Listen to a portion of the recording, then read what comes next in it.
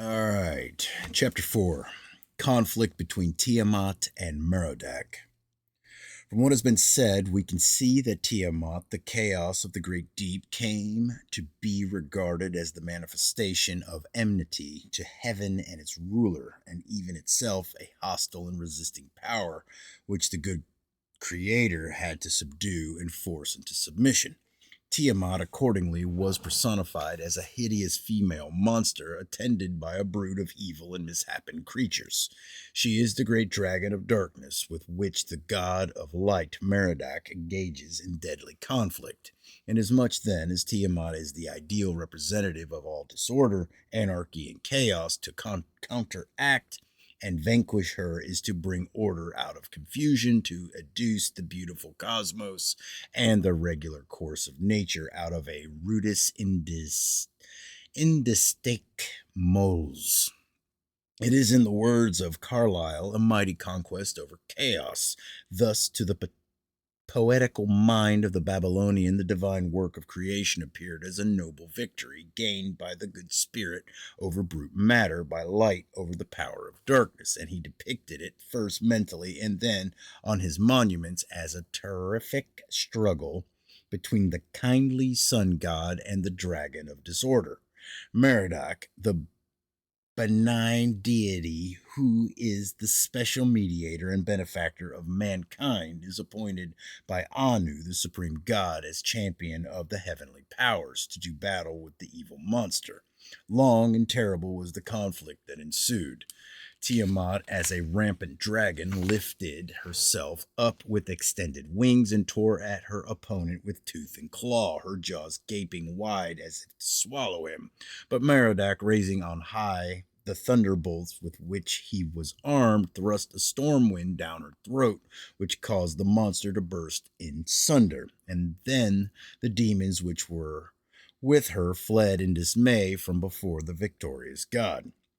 A very graphic description of this duel, in which the celestial champion overthrew the scaly Tiamat, is given on one of the Assyrian tablets, of which a rendering by Reverend C.J. Ball here follows in a condensed form. Speaking of Merodach, it says, a weapon his right hand he made grasp, he shot lightning with his countenance. He made a net to throw round the monster Tiamat. The four winds he seized, he created a storm wind, a baleful wind, a hurricane, a whirlwind.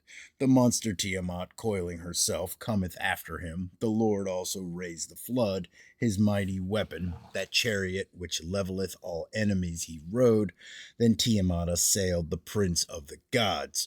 Merodach, in battle she came on, she closed in conflict. The Lord also spread his net, he threw it around her. A storm wind taking the rear before him, he let loose. Tiamat opened her mouth to draw it in. The storm wind she received within her, so that she could not close her lips. She was pierced through the heart, and her mouth she opened wide. He bound her, and her life he swallowed up. Her carcass he cast down, upon her he stood. When Tiamat the leader had vanquished, her might he broke, her army was routed, and the gods, her helpers, marching beside her, wheeled round and terrified turned their back, and their weapons he brake in pieces. In this stirring narrative, Merodach is seen letting loose the winds to conquer Tiamat, just as in Genesis a wind from Elohim passes over the face of Tehom to make it amenable to his wishes. No form was too hideous to be given to that turbulent monster. An Assyrian bas relief representing this fierce encounter is in the British Museum, and the subject is often repeated on Babylonian cylinders. The demon is depicted with huge talons like a bird of prey, with fanged jaws and extended wings, with horns upon her head and a stumpy tail. She retreats fighting before the onslaught of Merodach, the god of light, who presses her close with uplifted thunderbolts. This Babylonian conception of the power of evil, as we shall presently see, passed into all lands. On the ancient Persian bas reliefs, the evil spirit over which the king is combating victorious is invariably represented as a winged monster, which bears an indubitable resemblance to the Chaldean Tiamat. See the figures in Perot and Chapaz art in Persia, page 145, 148, 322, 428, 455, and 465. Indeed, these grotesque monsters, wherein the shapes of birds and beasts of prey are united and fused together, to which the Greeks gave the name the Gryphes or griffins, are found everywhere in Egypt and Phoenicia and Asia Minor, as well as in Mesopotamia.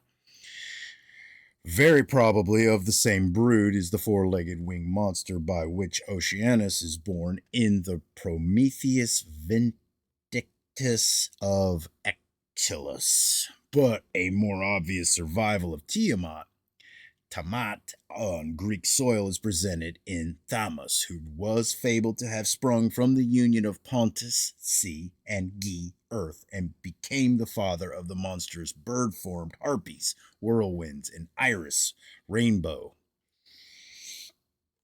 It is not difficult to see what was the natural phenomenon which served as the groundwork of this earliest conception of the creation. When the glorious sun rose out of the cold, dark waters of the sea, dispelling the gloom and mists of night in which the earth had been wrapped, while silence brooded over it, and all things were hushed as nature's self lay dead, as he mounted the sky, bringing life in his genial warmth, and, as it were, calling back into being all that had been buried in formless obscurity during the chill hours of darkness, it seemed to primitive man hardly less than an actual creation going on before his eyes. It was the daily restoration of a dead world.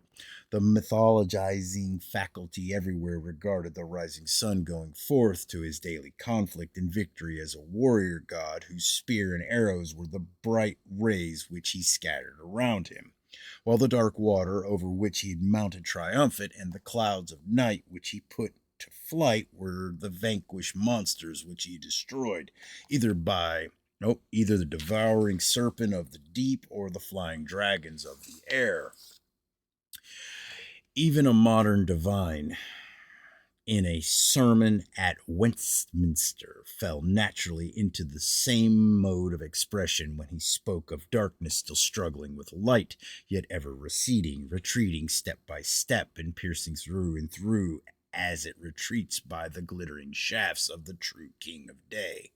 And Shakespeare, with the primitive instinct, says,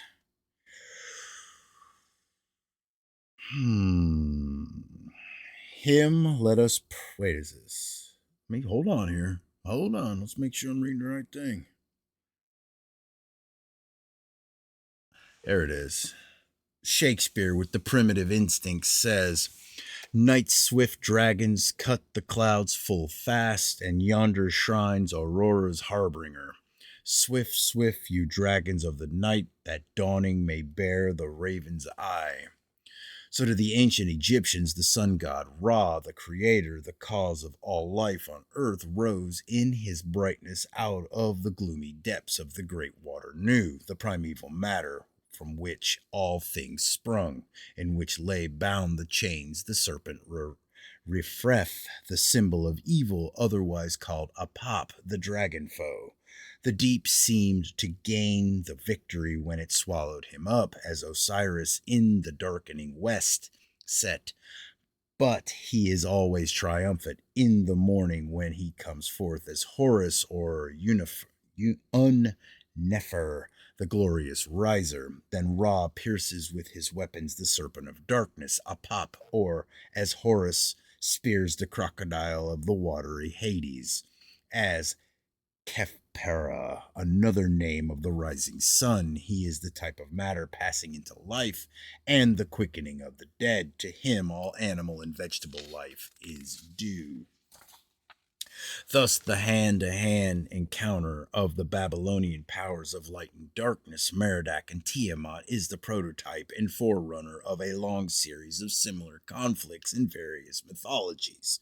Those, example between Thratonia and the dragon Dahaka, between Mithra and Ahriman, Zeus and Typhon, Apollo and Python, Perseus and Gorgo, Sigurd and Fafnir, Beowulf and Grendel, St. George and the Dragon.